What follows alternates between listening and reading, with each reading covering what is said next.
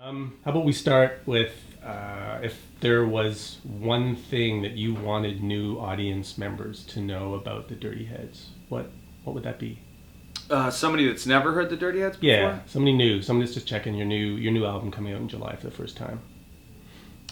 I really think the most important thing is to get to a show, because I think there's a misconception about I think there's a misconception about most bands when you have only heard the single on the radio or the single on, the popular song that the machine is pushing. You automatically just kind of go, oh, that's that band and they're like this. Right. So I think the most important thing is like, just come to a show. It's not even like one fact. It's like, just come to a show and we'll show you what we got. Because there's a lot more to us than people think. There's a lot. We're a lot more dynamic. And the band, like as a band, I don't play any instrument, so I can't take any credit. But as a band, the guys are phenomenal. Like they're really killer players. So come to a show. Did you ever try to play an instrument?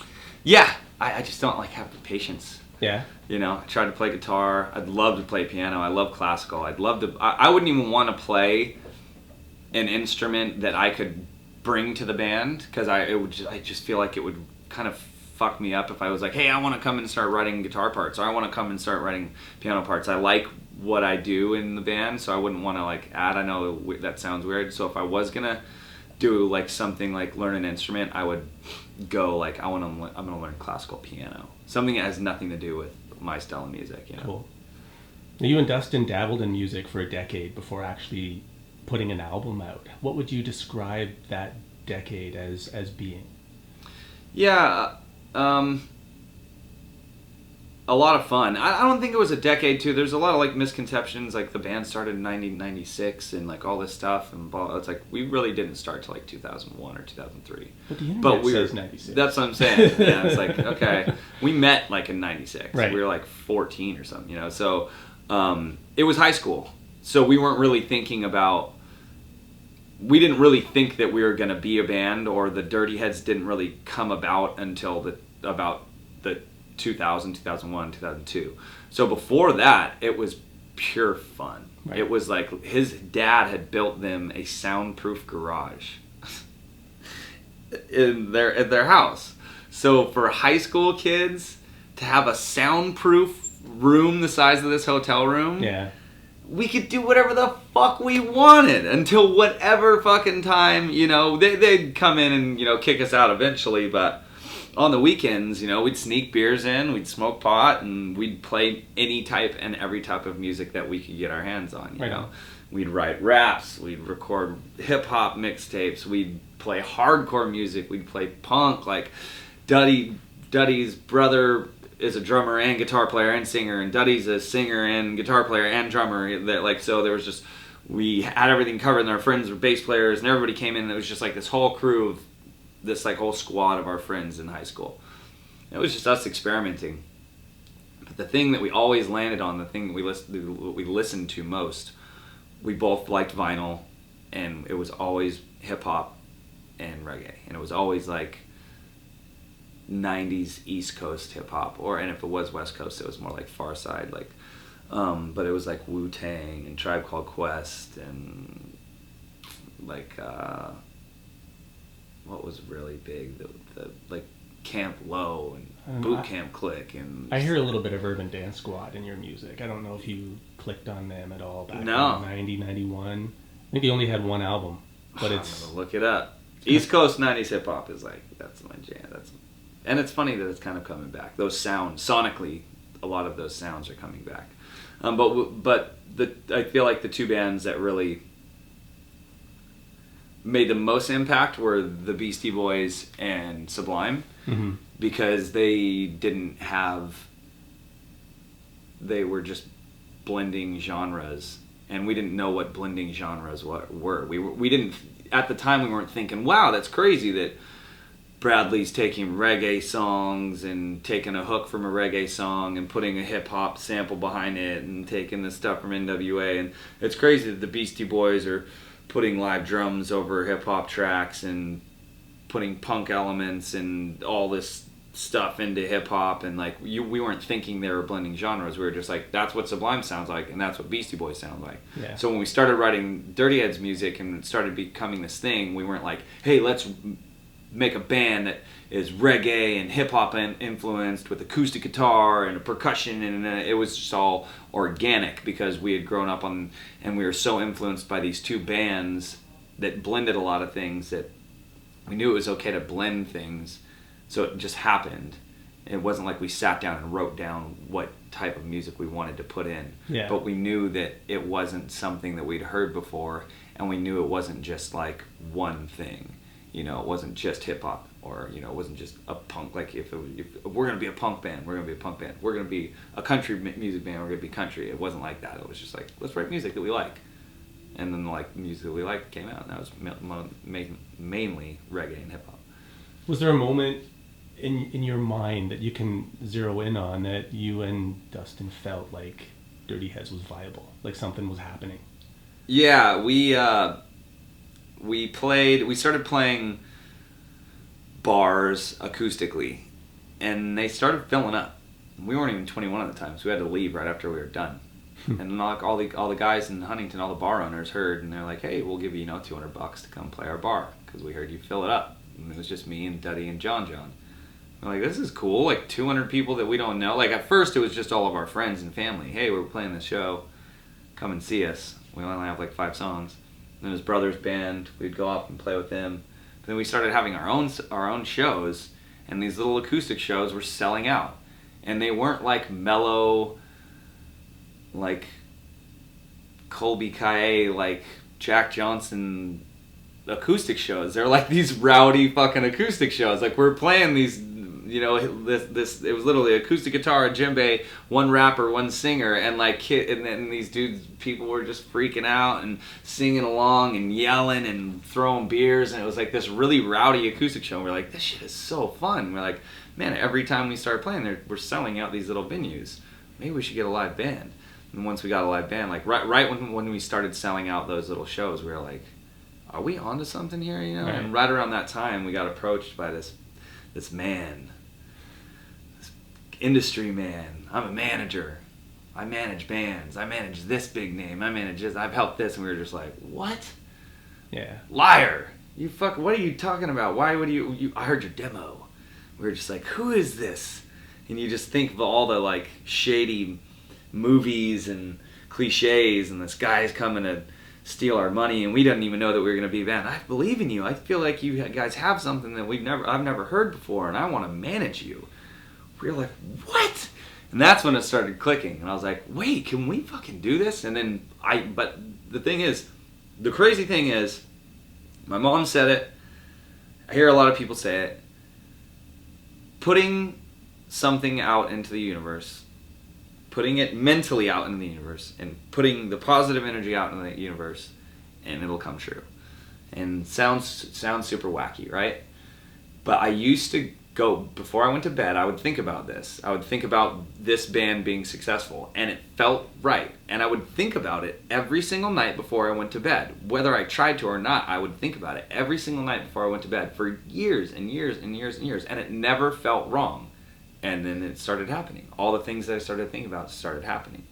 So I don't know if that's anything to it, but right around that time where we met the manager, like it clicked. And I was like, oh man. And then our manager ended up being a really great guy and not a liar, and we've been with him for 13 years. So we've been a band for 13 years, I'd say, not 2 decades. And you're about to release your 5th album, your 4th on 5/7, and your 4th in 5 years, which in and of itself is impressive. Yeah, thanks. It took us 4 years to get the first one out, though, which is funny. Well, I mean, a lot of bands have that story, right? Yeah. You're sort of picking on everything that you've drawn upon as you got together, and then Yeah. it's the sophomore album where it's like, okay, can we do this again? Yeah. Right? Yeah, totally. And some bands can't pull it together. They don't release that album that follows up really well on that first album. Yeah. And I think you guys have managed to do that sort of again and again and again. And you're sitting on an album now that's coming out in a month that is pretty impressive. I mean, there's a lot of good tracks on it. Thank you very much. There's a bunch of them that I thought Too Cruel was a pretty interesting song. Just minimal music, interesting raps. Yeah. It's going to be interesting if you pull that off live. Oh, it's so fun. We just got out of rehearsals too, but that's why we almost went that direction the whole album. Because we were like, what are we gonna do after Sound of Change? It was so experimental. We threw everybody off. But I feel like if we didn't do that, this album wouldn't work. Like right. You can't keep putting out the same fucking music every album. I think whether your fans know it or not, and they might hate it, it's good that you don't do that, because you're gonna get bored eventually. And then for us as human beings and as artists and out of creatives, like people that are creative, like you just I can't just. I always use painters, but if you're a portrait guy, you're gonna one day want to stop painting portraits and go do landscapes or fucking abstract or something, you know. And as an artist, you can do whatever the fuck you want. If you're a sculptor, you can become a fucking painter. If you're a painter, you can become a sculptor. If you know, there's so many different ways you can get at that creative outlet. But like even music wise, we're just like, man, we can't do this. We can't do another album like this. For us, we need to get something out. So we did a more dynamic experimental album, and then we went to this one and we were like, let's just do really minimal rappy versus big hooks. Yeah. Because like there's songs that we write for live that we think are going to be so huge and that the crowd's going to go off, and they don't. And then we write these little tiny little guitar licks, put these raps to them, and this little mellow hook, and the crowd goes fucking bonkers. Yeah. And the live show is insane. So we were like, all right, we don't have to force this live show. We don't have to force the energy of these songs. And that's where like songs like Too Cruel, we were like, well, maybe we should do a whole album that's just really minimalistic. And we started writing the album, and it didn't feel right to just stick with one thing. We wanted to get purely back to our roots and be like, let's self-title this bitch and really show everybody now that we're comfortable as human beings in our own skin, as who we are as a band. Our chops are up. Like let's almost like, we just knew this was the time to do a self-title and be like, if you've never heard the Dirty Heads and you heard this album, I'd rather have you hear this one than Any Port in a Storm, because I think it's just a better version of it, you know. Yeah, I think it's cool that you guys had a discussion about, you know, what's next. What are we going to do after this experimental album that we just put out? Are we going to rest on our laurels? Are we going to try to change it up? And you have to service that music for a year and a half touring, and if it's the same stuff, your fans will realize that it's basically the same album, and they'll probably walk away, and you guys will just get bored playing it. Yeah, and we're always, you know, like you want to gain new fans, you know. You want to, A, this is for ourselves, but B, like, yeah, you want to be successful. It's like we're not in competition with anybody but ourselves, and it's not really a competition. We love what we do, and it's weird to think like, oh, I want to become a bigger band. I want more people in different countries to know me. Well, why? Well, because of our egos? No, not because of our fucking egos. Just we've seen that music helps people, and that feels really good. So there's that aspect of it. And then there's that selfish reason where it's like, I want to go to Australia and play fucking huge shows. And yes, it does feel good being up on stage. I've always thought the science of like musicians and celebrities and movie stars was weird. Like I don't know, or interesting. Like, why are we so addicted to this feeling? But it's amazing. And then you get emails like, you saved my life. Yeah. And you're like, all right, that's okay. Now I want everybody to hear our music, because that's the music that we liked. Was kind of, we wouldn't put out music that we wouldn't buy ourselves, and it's that feel good music and things like that. So, you know, we put out music because we love it, but at the same time we know we have a really core group of fans, but we want to gain new fans. Why would you not? You know, why would you not want to be the best at what you do, or the best that we can be? You know. Yeah.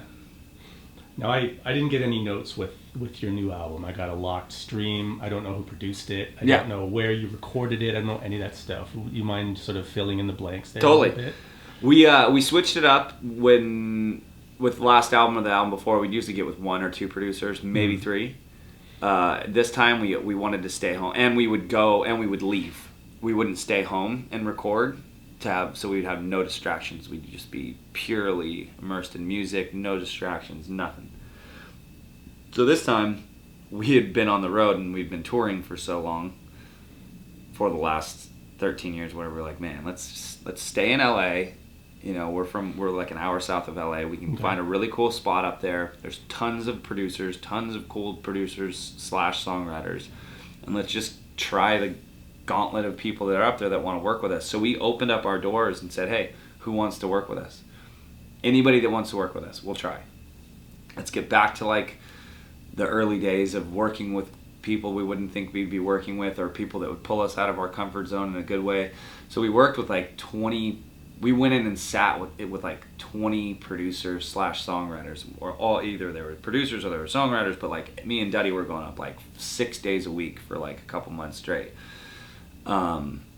to LA and just writing with all these different people. And it was crazy. It was like speed dating. It was insane. And we thought we were going to get burnt creatively, but we didn't. It was, you know, some worked and some didn't. We ended up liking about 8 or 9 of these producers, like really clicking. They got the music. They understood the vibe was there. They were good people. Like, you know, you have to get along with them. Like, it's not that we didn't get along with any other producers. I think everybody was great. We didn't have any really bad dates, as you want to, if I'm going to use that analogy. Yeah. There's just these certain people, there was magic there, and we really liked those songs. So there's only 11 songs on the album. We'll be releasing like 3 other ones that are off the album that we didn't put on, like just slowly, like B-sides and stuff. But there's 11 songs on the album, and there's probably 9 producers. But the whole album sounds cohesive. It almost sounds like it was done by one guy. But I think that was me and Duddy kind of backseat producing, and the producers listening to what the other producers were doing and stuff. It was really cool. So that in that way, it was different. And then we worked at this place called Perfect Sound in LA. And it's this really beautiful, mid-century modern, or just very modern LA home. Like huge open space, huge pool, just super baller. Like it was, but it was very reasonable. And there's a studio and a house. Yeah. And you can stay there. And before, we would love to get away from everyththing, friends, girlfriends, family, everything, just music. But now we're getting a little bit older, and it was so nice that you could, when we were in there for 2 weeks after we did a couple writing sessions and found the producers to finish everything. And it was cool to, I stayed up there the whole 2 weeks, but if I wanted to go home and see my dogs and my wife, then I could. And my wife works in LA sometimes, so she'd come visit me and things. It was just having that, being home was inspirational from compared to being before, where not being home was inspirational. Right. So there was nothing that we had to worry about with music. But now we're in, you know, it's like, man, I want to see my wife, my dogs, because that inspires me. Or, you know, Daddy wants to see his kids, or things like that. So it was cool to be at home. So we also wrote it at home. Those are the, long story short, those are the 2 biggest changes. Right on. How involved are you with the marketing of your music? Do you leave all that to the label, or do you like to get your hands dirty with the way that the vinyl might be produced? Are you going to do cassettes? Are you going to do like pre-order packages for some of your core fans? Yeah, we're 100% hands-on with Okay. 100% of everything Cool. that the Dirty Heads do. Right on. Down to the Instagram posts that are on the Dirty Heads. We all have our own, our social or tweets or things like that. Nothing gets put out or nothing gets done in our camp without us seeing it and okaying it. And I don't know if other bands do that, but for us, that's just one of the most important things, is that everything is real. Everything is genuine and coming from us. So artwork, all the artwork is the ideas, all the creative starts with us. And then if somebody, obviously we're not closed-minded in any way, if somebody comes with a cool idea, awesome. Yeah, so like the vinyl idea. Yeah. We sat down and we came up with a gradient at Perfect Sound looking at the sunset. We were sitting there looking at the sunset, and I was like, oh, remember that idea that we had for doing a day and night playlist or A and B on the first album way back, you know, at Any Port in a Storm? We should do that this time. Oh, that's genius. And we're sitting there, hey, you see how the sunset looks like a gradient where it's like purple to orange?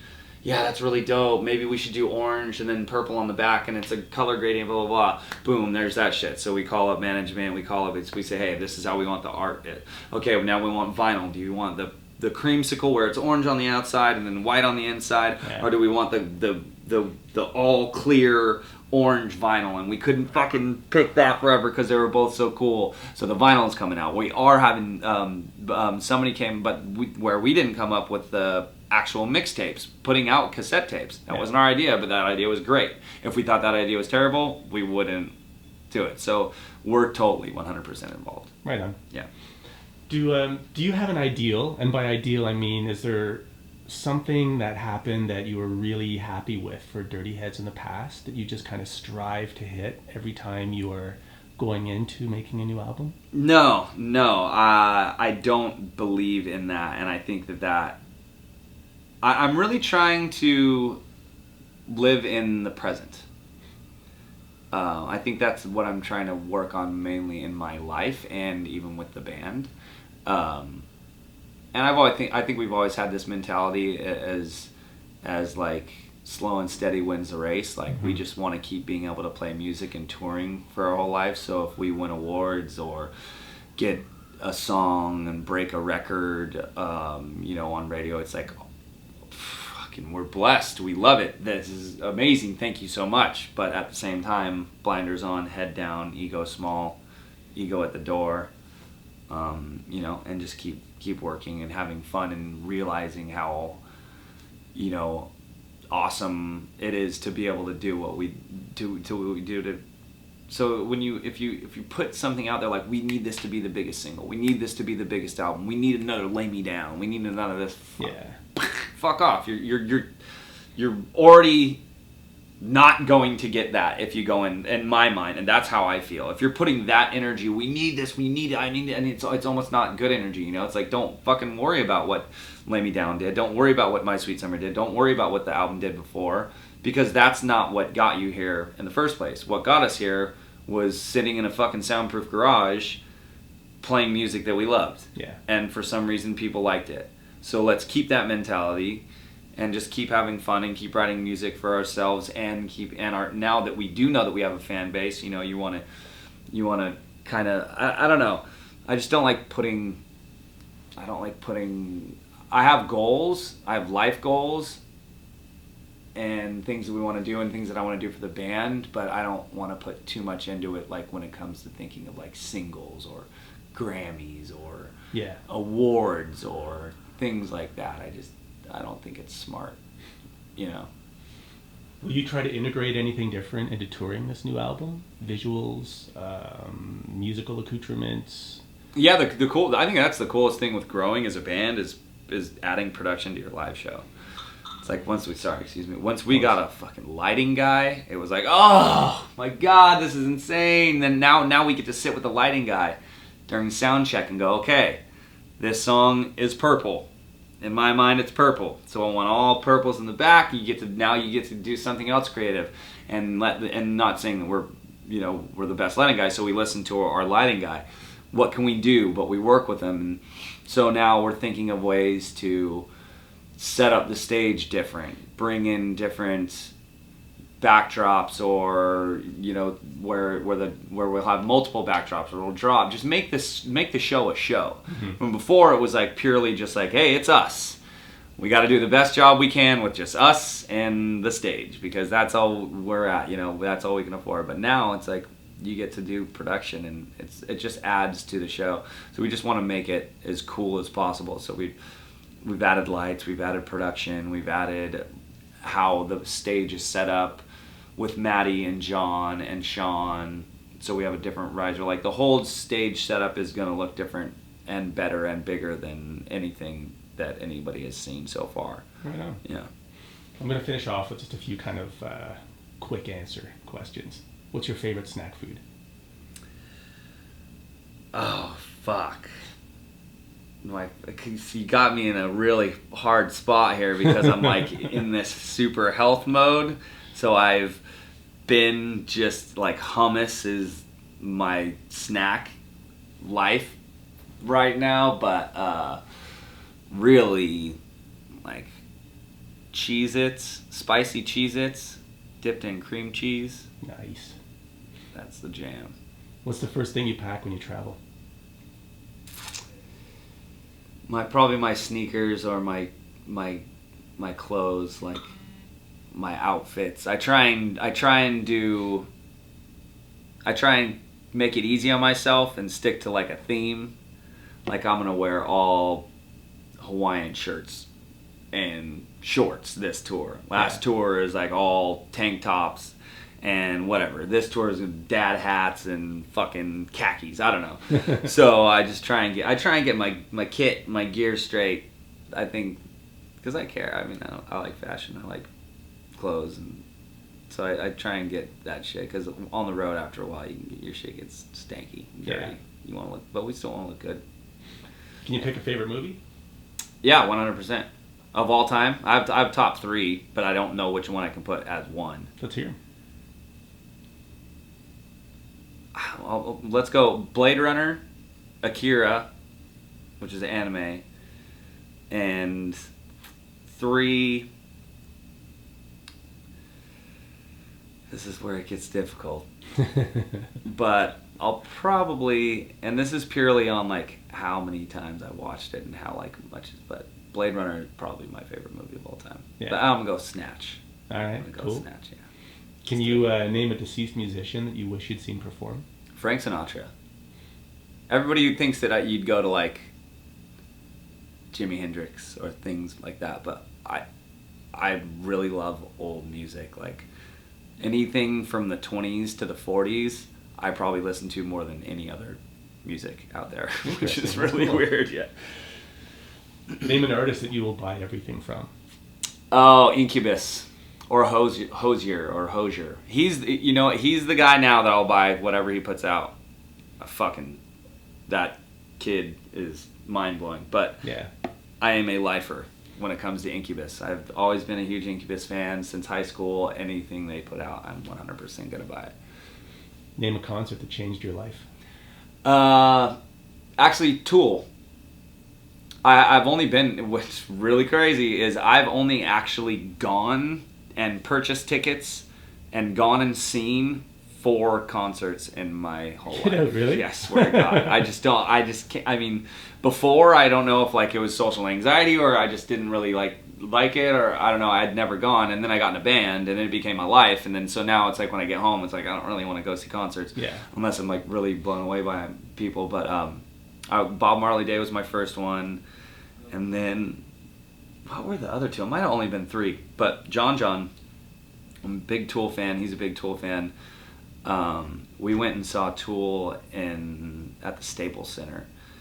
Fuck, they're so next level. Like as musicians, like he was trying to. So he's a drummer, right? So he's trying to explain to me like the math of what they're doing and how like mind blowing it is. But for me, just Maynard and his melodies and what they're doing, like they're just fucking next level. Like they're just so here to me above everybody else of our generation.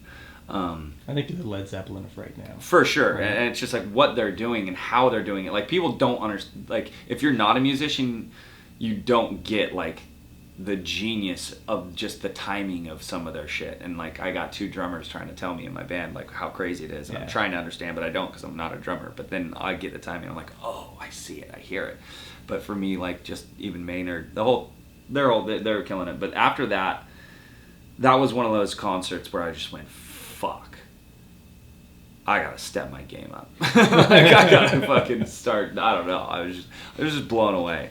Production, everything, the whole thing about it. That was a life changer.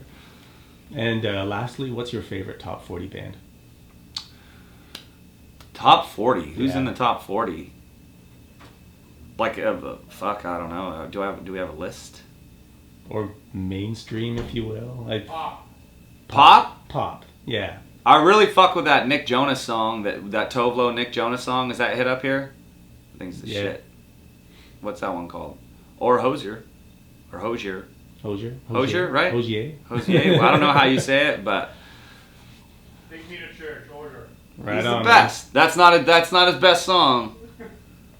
That's very true. That is a great song. Great record. But that record, that album, untouchable for the last couple of years. That was the best album of the whole.